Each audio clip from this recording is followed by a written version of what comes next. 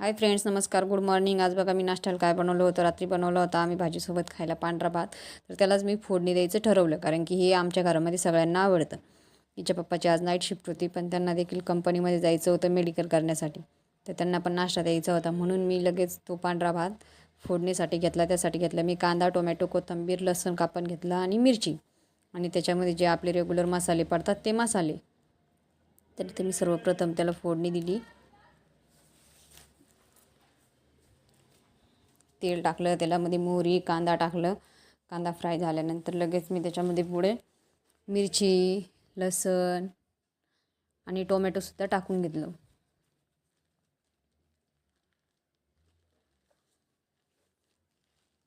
इकडे माझी फोडणी सगळी फ्राय झालेली आहे. लगेच मी घेतले मसाले. हळद, अंबारी मसाला, धणे पावडर आणि थोडीसं लाल तिखट आणि भरपूर अशी कोथिंबीर, जिरे मी टाकलं.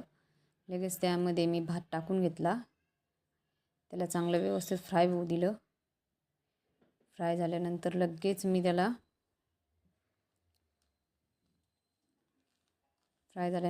मी त्याला प्लेटमध्ये घेतलं आणि असा त्याचा एक छानसा व्हिडिओ बनवून घेतला.